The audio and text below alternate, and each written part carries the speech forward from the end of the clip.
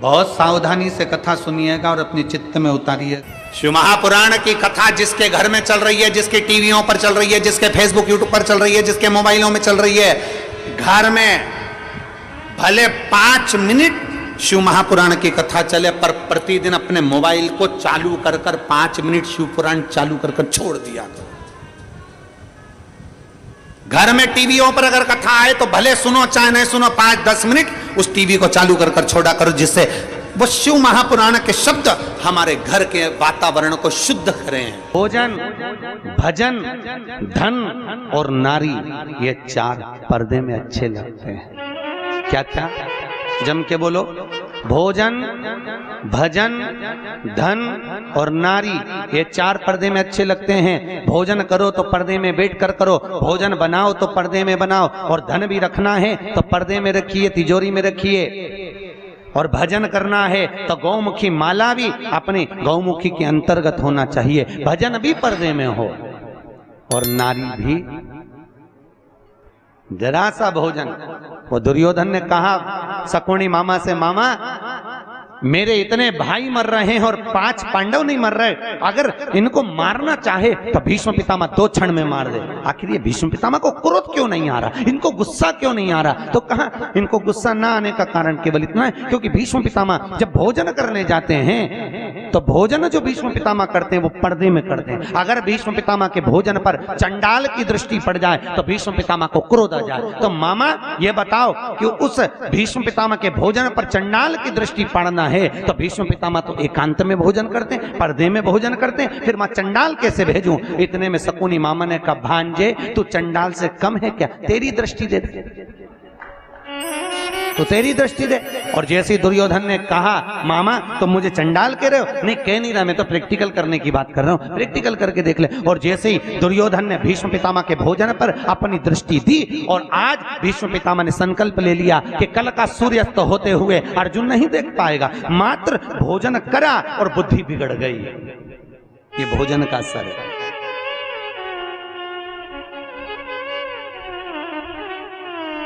शादी में, पार्टी में पति और पत्नी जब शादी में, विवाह में जाते हैं तो या तो उन दोनों का झगड़ा जाते समय होता है या फिर आते समय होता है। जरूर होता है, पक्का है, बिल्कुल निश्चित।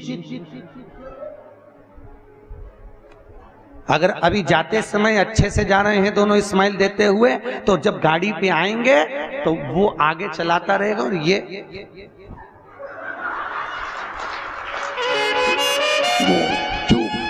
बोले आवाज तक कुछ आवाज वो बोलेगा, अरे बोल तो हुआ क्या? बस तुमसे बोल दिया ना, चुपचाप चलो।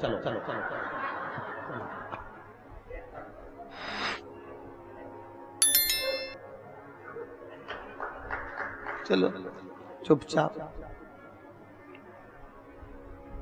क्यों? अब कोई समझ तो पाया नहीं, कथा में समझ जाओ। भोजन का असर है, जैसा खाया अन्न वैसा हो गया मन।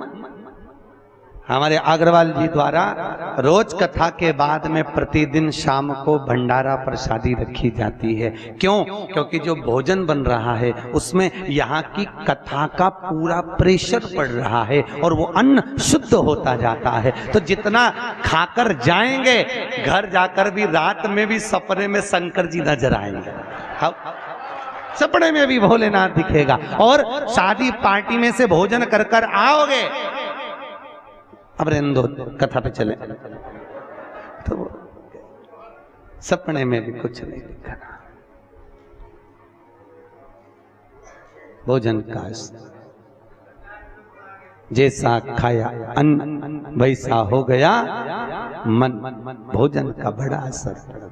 जैसा पिया पानी वैसी हो गई पानी, और जैसा पिया दूध वैसा बन गया बुद्ध। बुद्धि गाय से बनती है? दूध से। गौ माता का दूध पियोगे तो गाय जैसे निर्मल हो जाओगे, थैली का पियोगे तो थैली, डब्बा पियोगे तो डब्बा। तुम जैसा दुग्ध का पान कर रहे हो वैसी अपनी प्रवृत्ति बन रही है। भीष्म गीता के अंतर्गत भीष्म पितामह ने बाणों की सैया पर पड़े रहकर अर्जुन को ज्ञान उपदेश दिया। अर्जुन, 4 तरह का भोजन बेकार होता है। अर्जुन ने पूछा, महाराज कौन कौन सा पितामह? पितामह ने कहा 4 तरह का भोजन बेकार है। पहला, अर्जुन, जिस भोजन की थाली को कोई लांग कर चले जाए वो नाली में पड़े हुए कीचड़ के बराबर है।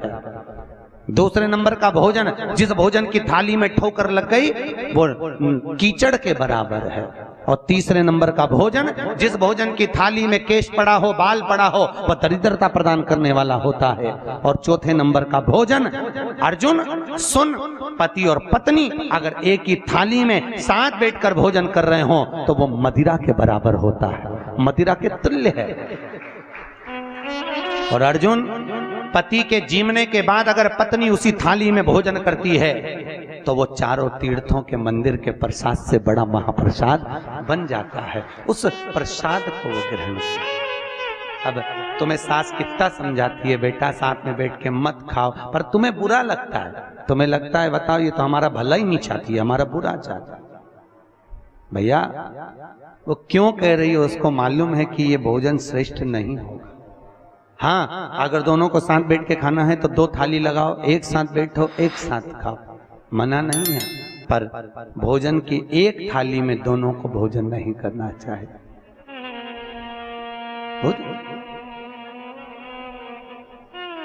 भाई, हमारी प्रवृत्ति, हमारी वृत्ति,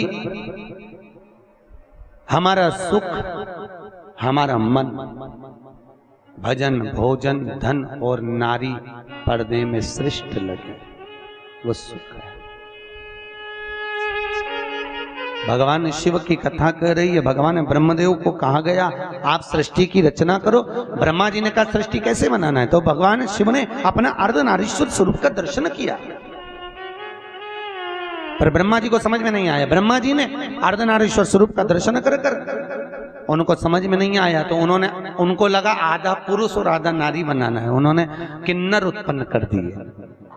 अब जैसे किन्नर उत्पन्न करे तो पूरी सृष्टि किन्नरों की हो गई।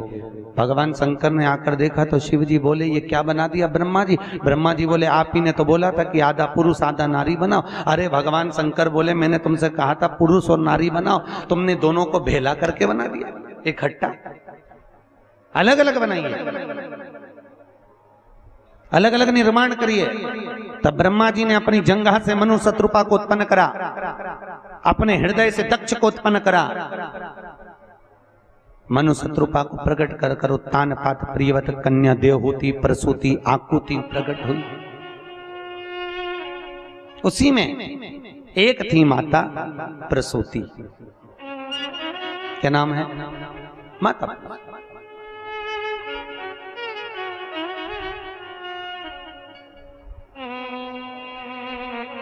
माता प्रसूति का प्रागट्य।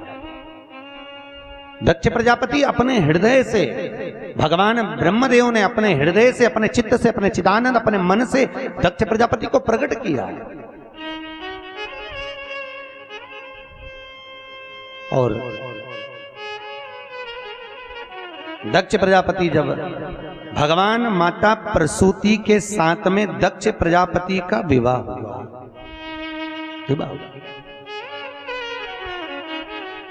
दक्ष प्रजापति और प्रसूति दोनों का मंगल विवाह हुआ। समय आया, इनके गर्भ से, माता प्रसूति के गर्भ से जितनी जितनी संतान होती थी, माता प्रसूति के गर्भ से जितने बच्चे होते थे, सबको नारद जी महाराज ले जाकर सत्कर्म में लगा देते थे, भजन में लगा देते। अच्छा ईमानदारी से बोलो, आजकल की माताओं को बच्चे अगर कहीं सुंदरकांड के पाठ में जा रहे हैं, कहीं रामचरितमानस में जा रहे हैं, कहीं शिव महापुराण की कथा में जा रहे हैं, कहीं भजन में जा रहे हैं, तो माताओं को वो भी नहीं सुहाता। एक बहू को कहा पति ने, सुन आज हमारे दोस्त के यहाँ सुंदरकांड का पाठ है, चलेंगे। पत्नी बोलने लगी एक काम करो तुम ही चले जाना। पति ने थोड़ी देर बाद आकर बोला सुन आज हमारे एक दूसरे दोस्त के यहाँ पर पार्टी है, तो क्या मैं 4 बजे तैयार हो जाऊंगा। कितना भैया, बोल मेरी जीभा हरी हरी 10-10 भोजन पान करे और राम नाम में मरी मरी, बोल मेरी जीवा हरि हरि। भजन चित्त था। शिव पुराण कहती है बहुत घंटों तक, 4 घंटे 5 घंटे 3 घंटे तक भगवान का सम्मुख बैठकर भजन करने की भी जरूरत नहीं है। यहां शिव पुराण कह रहे हैं क्या करना। शिव महापुराण कहती है केवल एक क्षण, केवल एक क्षण भगवान के मंदिर में जाओ और भगवान के मंदिर में पहुंचकर एक क्षण में भगवान शंकर से, भगवान राम से, भगवान कृष्ण से ने लड़ाओ और नैन लड़ाए और नैन लड़ गए तो भगवान शिव तुम्हारा और तुम शंकर के हो जाओगे। ये पक्का है। शिव के तुम और तुम शिव।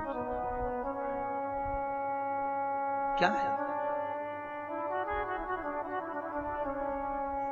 बस तुम्हारी चित्त, तुम्हारी वृत्ति, तुम्हारी सोच, तुम्हारे नयन भगवान के चरणारविंद की ओर हो, तुम्हारा चिदानंद स्वरूप भगवान शंकर की ओर।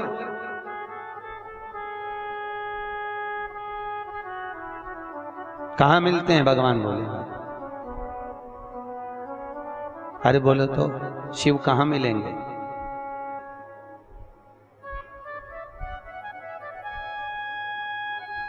किस जगह पर प्राप्त होंगे? शिव महापुराण की कहती है शंकर को ढूंढने का सबसे सुंदर तरीका, कहीं मत जाइए, किसी स्थान पर नहीं, किसी जगह पर नहीं। अगर शंकर को ढूंढना है अपने ही घर में, जिस देवालय में आप पूजन करते हो वहां एक छोटा सा लिंग जो रखा हुआ है, वो लिंग में ही शंकर की प्राप्ति होगी। उस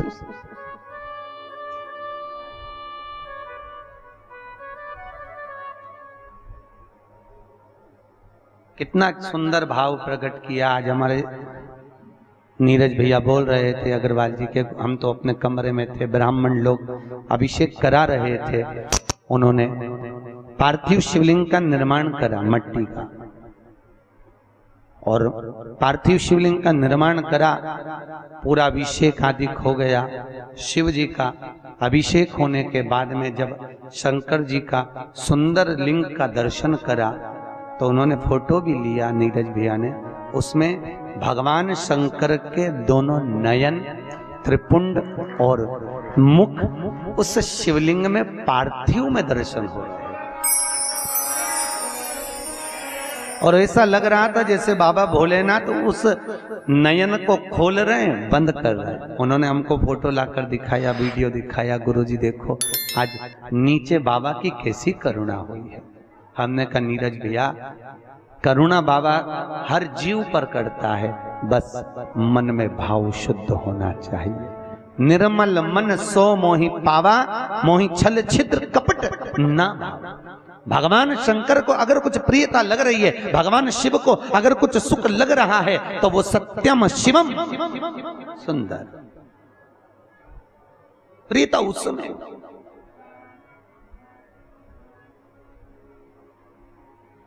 लोग मंदिर रोज जाते हैं? अरे बोलो तो सर, रोज। पर एक मन में कभी विचार आपके आया?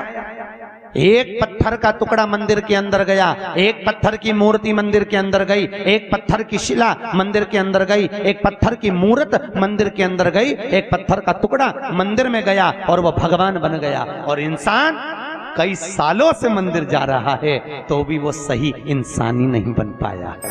भगवान को बनने की बात ही दूसरी है, भगवान बनने की बात बहुत दूसरी है।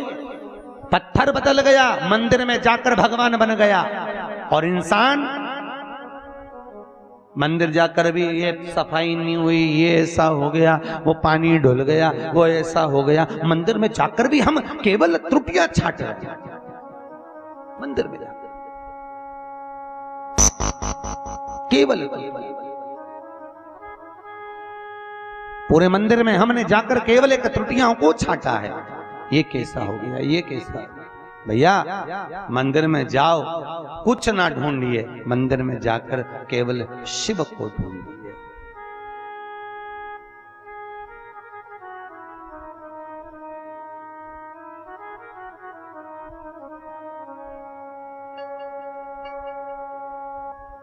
कहां मिल सकते हैं शिव? भगवान दक्ष प्रजापति सती मैया का विवाह हो गया, प्रसूति का विवाह हो गया। प्रसूति के विवाह के बाद में जितने बच्चों ने जन्म लिया उन सारे बच्चों को नारद जी ने सत्कर्म में लगा दिया। निवेदन है आपसे, बच्चों को कार मत दिलाओ, बच्चों को दिलाना है तो श्रेष्ठ संस्कार दिलाओ। क्यों? बच्चों को कार दिलाओगे तो बच्चे बेचकर खा जाएंगे, संस्कार दिलाओगे तो बच्चे कारों की लाइन लगा देंगे। कार घर में शोभा तब देगी जब बच्चों में संस्कार होंगे। जिन बच्चों में संस्कार ही नहीं है तो कार दिलाकर शोभा कहां से लेकर आओगे साहब? क्या करोगे शोभा? वो धन किस काम का जहां आए हुए अतिथि का मान न होवे? किस काम का? पहले के समय में छोटा सा घर होता था, पूरा परिवार एक साथ होता था। कितना बड़ा परिवार होता था, 3-4 काका काकी, 8-10 मामा, 5-10 बुआ, कितना बड़ा परिवार, छोटा सा मकान, सब उसी में आते, उसी से चले जाते। वहीं की वहीं उनको लड्डू पेड़ा दाल बाटी बाफला सब खिला खिला के, मालपुआ रबड़ी सब खिला खिला के उनको विदा भी कर देते। वहीं की वहीं सब सो भी जाते इतने से कमरे में, वहीं की वहीं बात भी हो जाती सारी। और अब जैसे जैसे मकान बढ़ गया, और बड़ा और बड़ा, मकान तो बढ़ गया पर मन छोटा होता है। अब रिश्तेदार आते हैं तो पूछते हैं क्यों बहू नहीं दिख रही? तो सास 3 बार तो पानी का गिलास गिरा देती है कि 2-3 में से एक तो आ जाओ कमरे में से निकल। मेहमान आए हैं घर पर, बड़ी बहू सोचती है छोटी जाएगी, छोटी सोचती है मंजली जाएगी, मंजली सोचे संजली जाएगी। बेचारी सास अकेली चौका में गई रसोई घर में, पानी भर के ले आई और मेहमान को पिला दिया। फिर पूछा बहुएं नहीं दिख रही? आती होगी, अब भी बस बच्चों को पढ़ा रही होगी, उसको क्या मालूम, सास को सब मालूम है कि कमरा में सो रही है। और बोले क्या मेहमानों के आगे की सो रही नहीं, बच्चों को पढ़ा रही होगी। अच्छा, इतने में सास ने चूल्हे पर चाय रख दी, मेहमान को पिला दी, तब बहू उतर के नीचे आई। उसने सोचा अम्मा ने चाय बना के रख दी होगी, चलो मैं भी पी लूं। तब नीचे बहुत विडंबना है ऐसा, बहुत विडंबना। हम कहते हैं धन लक्ष्मी घर में आए, मना नहीं है, खूब कमाओ। शास्त्र कहता खाओ उतना जितना पचा सकते हो। श्री शिवाय नमस्ते दर्शकों, आज की कथा में पंडित प्रदीप जी मिश्रा ने रायपुर छत्तीसगढ़ में जो कथा चल रही है उसके दौरान बहुत सारे उपाय बताए और साथ ही जो है शिव पुराण का जो है वाचन किया है। इसके साथ में जो है उन्होंने जो है भगवान शंकर और पार्वती का जो है वाचन यहाँ पर किया है। जो भी चित्र दर्शन उन्होंने किया है वो भी बहुत अच्छी तरीके से किया है। तो अगर आप भी जो है कथा को ध्यान से नहीं सुने हैं तो एक बार और कथा को ध्यान से सुन लीजिए। और अगर आपने कथा को ध्यान से सुन लिया है तो आगे आने वाली कथा को सुनने के लिए प्रतिदिन आपको इस चैनल पर जो है कथाएँ मिलती रहेंगी। जो भी जहाँ का स्थान पर भी जो कथाएँ चल रही है वो जो है आपको इस चैनल के माध्यम से जो है प्रतिदिन 2 भाग में जो है कथा मिलती रहेगी। तो आपको भी जो है डेली कथा देखनी है तो चैनल को सब्सक्राइब कर लें और पास में आ रहे बेल आइकन को प्रेस कर दें ताकि आपको समय पर कथा का अपडेट मिलता रहे। मिलते हैं अगली कथा में, तब तक के लिए हर हर महादेव।